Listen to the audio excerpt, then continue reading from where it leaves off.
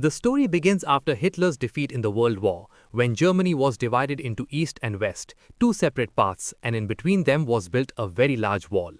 After this, we meet a man named Napoleon Solo in East Germany, meeting with a girl named Gabby who works as a mechanic. Gabby asked, "What do you want from me?" Then Solo told her that "I am searching for your father, Udo Teller, the one who was forced to work for Hitler during the World War." Hearing this, Gabby said that for the last 18 years I haven't met my father. If you find him, then tell me also. Then Solo revealed that after the war, Udo was working in America and his life there was going really well. But some time ago, he suddenly disappeared. The last time he was seen was in Rome. Solo also mentioned that your uncle Rudy is also involved in all this. That's why now he wants to reach her father with Gabby's help. Then Solo pointed toward the window saying, "Look outside, a Russian spy is watching us." Actually, this man has been following Solo since he entered this country. Solo told Gabby that you have two options remaining. Either leave this country with me right now, or later these Russians will catch you and torture you to find out why an American spy came to meet you. After thinking a little, Gabby decided that leaving is better. Why should I die at these Russians' hands?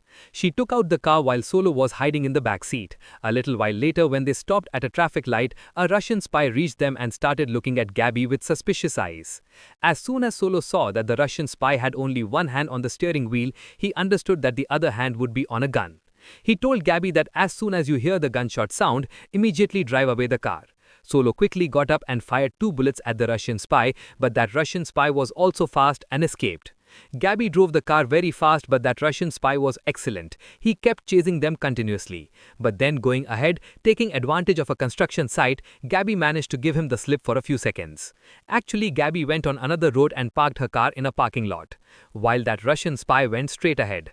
Solo knew that he would definitely come back. That's why before getting out of the car, he explained the complete plan to Gabby. On the other side, that Russian spy was reversing his car holding his gun, while Gabby quietly hid on the footpath. But her shadow was visible to that spy and he again went after her. Just then Solo came out from behind and fired 2 bullets at the driver, causing the car to go out of control and crash forward. This made Solo think for a moment that I've killed that spy. Right there, Gabby immediately turned the car and made Solo sit with her. But that Russian spy had escaped by lowering his seat. Anyway, because of the car crash, now he had to chase them on foot. He was trying with all his might to stop the car. Gabby even told Solo to shoot him. But Solo said, "I don't feel like it, man. I want to see what this man will do." That Russian spy actually tore off the back portion of the car, but they were in the car, so they escaped, leaving him behind. Then Solo told Gabby that narrow alley there, drive the car into it. Gabby said it looks very narrow, but Gabby kept listening to Solo and the car got stuck midair. Solo said, "Why are you staring like this? We've come to exactly the right place." Now through the car window they went straight into the building window, and after going inside they quickly ran toward the move. Here that Russian spy also wasn't going to sit peacefully. He was also continuously coming after them. At that very moment a truck came on the other side of the wall, and as soon as Solo gave it a signal, a rope was thrown toward him, using which they reached the other side going over the wall. But as soon as that Russian spy climbed the rope, Solo had the truck reversed a little, which made the rope loose and he got stuck in the middle at the border. After this, the story went a little back. It's revealed that the Russian spy's name is Ilya, and his senior Oleg is telling him about Solo. Solo is America's most tremendous spy. Russians have tried to catch him many times, but he escapes every time. Anyway, the next day morning in a public washroom, Solo met with his senior Sanders, who was. They learn the nuclear weapon has already been transferred. Ilya separates to find the bomb, while Solo notices a guard wearing Ilya's father's watch.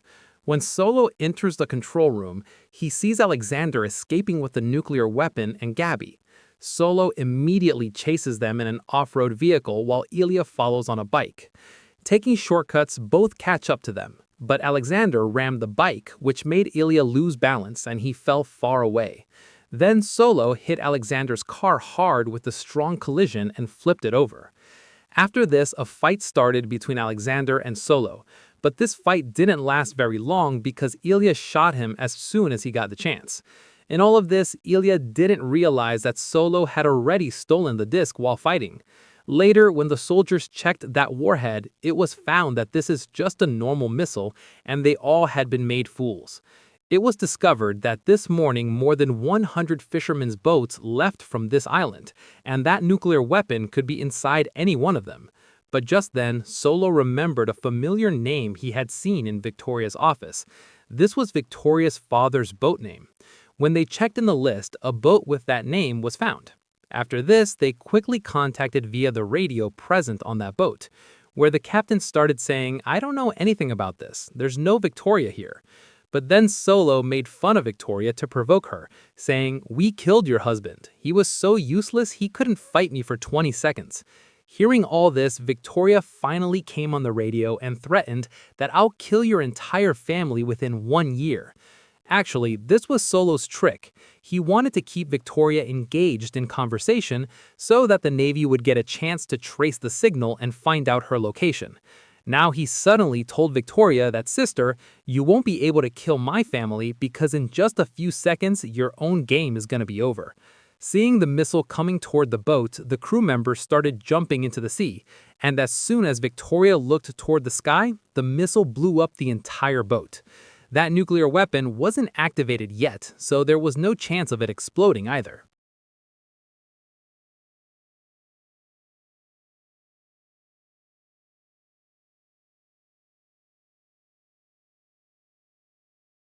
Telling him about a new assignment. Just then, suddenly, Ilya came from behind and surprised Solo. A fight immediately started between the two. But seeing this, Sanders wasn't surprised at all. Now Solo was almost about to pass out in a chokehold. Just then, Oleg came there and stopped Ilya. Then, a little while later, these four met in a restaurant. Then Sanders revealed that Gabby's uncle Rudy is connected with some Nazis, and they suspect that he's not making a nuclear weapon from Gabby's father, is he? The company he works for, its owner is Alexander, who is a heartless kind of rich man. But his wife, Victoria, is quite intelligent. Actually, she's running the whole game. Both America and Russia don't want a nuclear weapon to fall into their hands. Therefore, agents from both countries will have to work together on this mission. They'll use Gabby to get into the company through her uncle, and then find Gabby's father and get out quickly. After this, Solo and Ilya were left alone there, so that they could think about how to work with each other. But the two weren't getting along at all. Both had brought out each other's complete background check. Soon, there was an argument between them, after which Ilya left from there filled with anger. Then the next day, Solo took Gabby to a clothing shop, and then, seeing Ilya there, Gabby was completely shocked. It was revealed that Ilya will pretend to be a Russian architect, and Gabby has to act as his fiancé. Gabby didn't like this at all. Anyway, Solo explained to her that this is very necessary for the mission, and in Rome, she has to introduce Ilya to her uncle, while Solo will try to trap Victoria pretending to be an antique dealer. Now Gabby had no other option except to accept his plan. Sometime later, these three reached Rome for their mission. When Solo was checking in at the hotel, then he saw that two men were already following Gabby and Ilya. As soon as they went a little distance, Solo told Ilya that Rudy will soon test you to check if you're a spy or not. So take some beating, okay, wrestler? Don't give them away. Anyway, soon those two goons came to rob Gabby and Ilya, finding them alone. Ilya kept taking the beating, but as soon as his father's watch was stolen, he got angry, and he also gave one of them a thrashing. Anyway, coming back to the hotel, Gabby talked with her uncle Rudy, and he had invited her to the company's 50th anniversary event. Later, inside the room, Gabby and Ilya had quite a sweet banter. For a moment, it felt like they were going to kiss each other, but Gabby had drunk too much, and she fell asleep in that state. On the other side, Solo was flirting with the hotel receptionist, so that getting close to her, he could extract some information.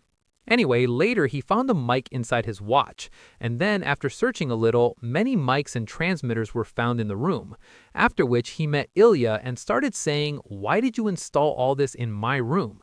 But Ilya had also taken out all the mics and transmitters he had installed in the same way. Later, before going to the event, Ilya made Gabby wear an engagement ring. At the event, Gabby introduced Ilya to her uncle Rudy, where Rudy started asking, "How did the two of you meet?"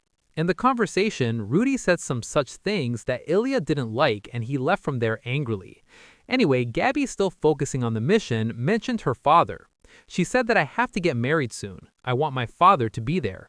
But Rudy said, "I also don't know, Beta, where he is." On the other side, we see Solo, who bumped into a man and stole his invitation. Anyway, later he made entry into an event through the kitchen route which a guard had seen. When Solo was roaming around there, the guard stopped them and said, "Show the invitation." Then Solo acted like I forgot. "Come with me outside, I'll show it to you." Just then, there was a little scuffle between the guard and him. Solo deliberately took a tremendous punch and then showed the invitation. This made Victoria feel very bad, and she started apologizing to Solo while lifting him up. During this, Solo staggered and fell on Victoria.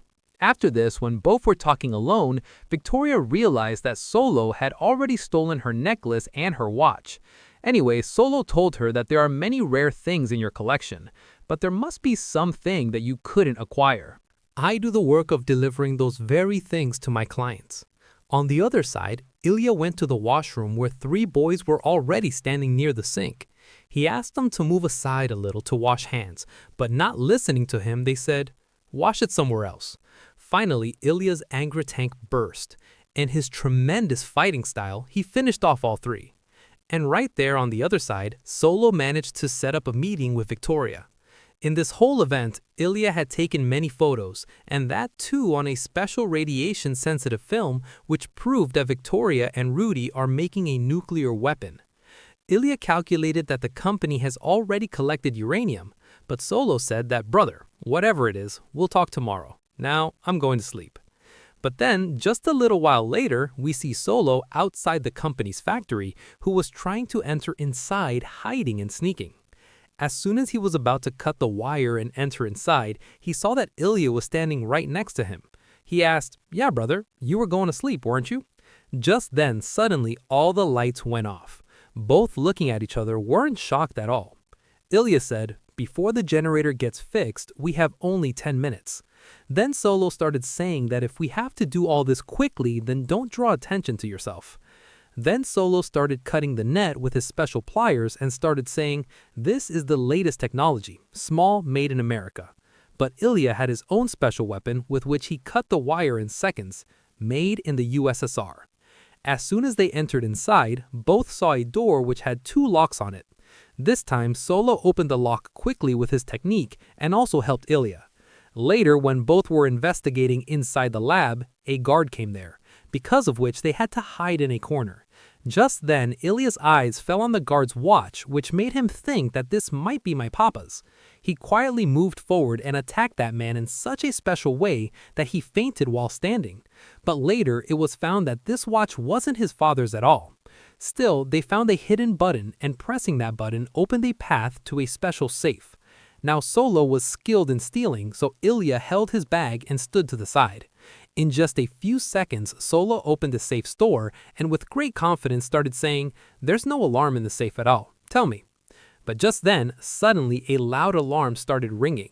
Also, they didn't find anything special inside the safe. Therefore, both jumped from the window and ran away, and sitting in a motorboat started trying to get out from there.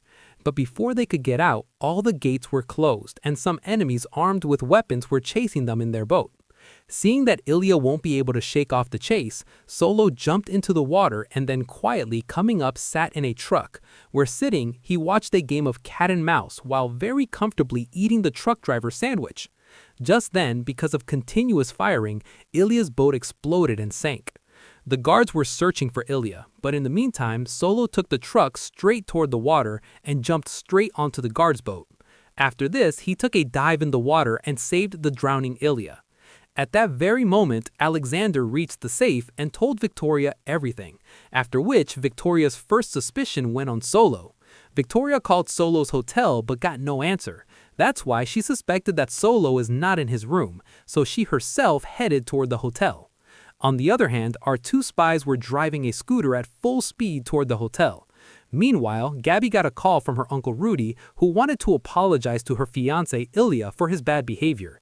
But Gabby also lied that Ilya is sleeping. "You talk in the morning." Now Rudy invited Gabby for lunch alone the next day, saying that he has something important to talk about. As soon as the phone was cut, Gabby called someone and told them that the meeting is confirmed. When Victoria reached the hotel, then Solo and Ilya also came to the hotel from the back way. When Victoria was taking Solo's room key from the hotel reception, before that both entered their respective rooms. In just a few moments, Victoria opened Solo's room door, but just then she saw Solo coming out of the bathroom. That's why she quietly told her bodyguards to leave from there and close the door. Downstairs, Ilya was getting worried whether Solo is okay. That's why he took out one of his devices and, using the transmitter installed in Solo's room, started listening to their conversation, in which some such sounds were heard, after which Ilya thought it better to turn this off. Looks like he'll handle everything. Anyway, the next morning in the hotel, Gabby apologized to Ilya that she didn't tell her his plan, but Ilya said, "I can understand." Gabby wanted to return the ring he had given, but Ilya made her wear the ring again and said, "Keep it as a memory." Then, as soon as the two were about to kiss each other, just then a phone call came, in which Ilya was told that the disc is with Solo, obtain it and kill the American spy. Ilya didn't want to do this at all, because Solo had saved his life. Now, even without wanting to, he had started considering him a friend. When he went to Solo's room, Solo was packing his stuff. The disc hidden under the clothes was clearly visible to Ilya, and Solo had also read Ilya's facial expressions. Just then, suddenly, Solo threw something toward Ilya, his father's watch, which was very dear to Ilya.